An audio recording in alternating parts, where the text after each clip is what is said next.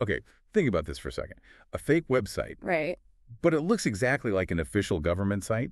And not just any site, it's mimicking a high-ranking official. Uses their actual name, their picture, all just a setup to steal money. It sounds like something out of a movie, but this actually happened recently in India. Targeted the governor of Uttar Pradesh. So that's what we're diving into today. We really want to explore this case, figure out how these digital scams are getting, well, so incredibly sophisticated, and maybe more importantly, why do they work so well?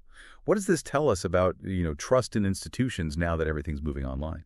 Yeah, and for this deep dive, we've looked at excerpts from a report, a pretty detailed one, covering the investigation into this specific cyber fraud. It really breaks down how these modern digital deceptions are put together, gives us some really useful insights. Okay, so let's start with the deception itself. I mean, the sheer nerve of it. The report says these fraudsters built a website that was a very close copy of the official Raj Pavan site in Uttar Pradesh. Just imagine stumbling onto that. It looks official, feels official. That alone builds confidence, doesn't it? Absolutely. And they didn't stop there. Right, that's the thing. To really sell it, they used the governor's actual name, Anandaben Patel, and her photograph, too. So it wasn't just some generic government template. It felt personal, authoritative. Precisely. It lends this immediate credibility. And the hook was basically offers of government grants or maybe employment opportunities. Exactly. Things people genuinely need or want. That's how they lure victims in. So what was the actual scam mechanic? How did they get money from people? Well, that's where the classic twist comes in. These opportunities, the grants, the jobs, they weren't really free. The catch was always an advance processing fee. You had to pay before you could supposedly get the benefit. Okay. The old advance fee trick, but wrapped in a very convincing package. Exactly. It makes the offer seem maybe more legitimate, even exclusive sometimes. People figure, oh, a small fee for a big grant. Okay. And this wasn't just up for a day or two, was it? The report mentioned it was running for quite a while. Yeah, several weeks is what the report indicates. Yeah. Which is a pretty significant amount of time before complaints really started to surface. Several weeks. Wow.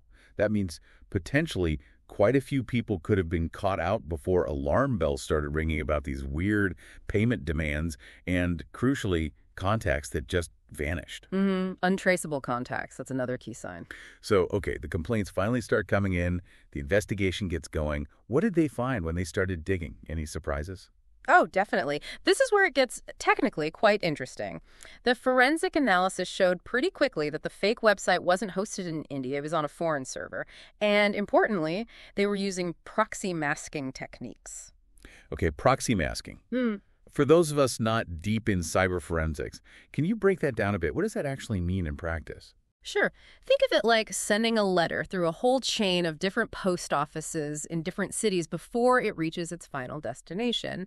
Your digital connection gets bounced around through various intermediary servers, often spread across countries. So it hides the real starting point. Exactly. It makes it incredibly difficult for investigators to trace the digital breadcrumbs back to the actual people running the scam. Very hard to pinpoint the origin. Right. And does the report suggest this was just like one person or a small group? Well, the preliminary findings point towards something bigger. These techniques, the foreign hosting, it suggests this wasn't an isolated incident. It likely connects to a larger network, maybe operating across state lines or even internationally. It hints at a more organized, sophisticated criminal operation. Which makes sense given the complexity. So how did the official channels react once this was uncovered? The response seems to have been quite clear-cut. The governor's office itself filed an official complaint. They stated very clearly that they hadn't launched any website like this. No such outreach program existed from their end. Good.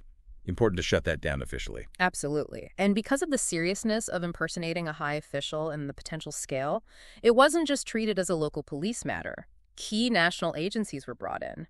The Union Ministry of Home Affairs was notified, and so was CERT-In, the Indian Computer Emergency Response Team. Okay, so CERT-In too. That signals they saw this as a significant national cybersecurity issue.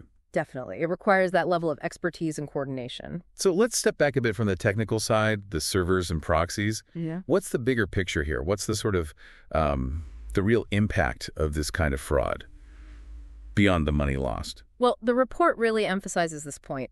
Impersonating a constitutional authority like a governor, it's more than just a cybersecurity failure. It's a direct hit on institutional trust. Public trust in government, in official communication, it really erodes that foundation. Yeah, I could see that. In fact, the source material we reviewed quotes a senior cybersecurity advisor. They called this digital forgery of the highest order. Wow. Highest order. That's strong language. It is. It underscores just how serious they viewed this level of impersonation and deception. And it works because it creates that feeling of legitimacy, right? Seeing the official's name, the photo, it kind of bypasses your usual caution. The source mentions this too, how it can dupe even cautious citizens. It plays on our built-in respect for authority, maybe. Exactly. That perceived legitimacy is a powerful tool for scammers. It lowers defenses. So, given how damaging this is to trust, does the report mention anything about fighting back? Like, what can people do? What should institutions be doing? Yes, it does touch on that. There's a recognition that technology alone isn't the whole answer. Public education and awareness are crucial. The report actually mentioned a resource, Cyberplatter, as a place for cybercrime awareness info. It highlights this need to empower citizens with knowledge, not just rely on technical fixes. Right, so we all need to be more aware. It seems the big takeaway here is just how sophisticated digital impersonation has become and the really deep, unsettling impact it has on trust. Trust in government, trust online in general.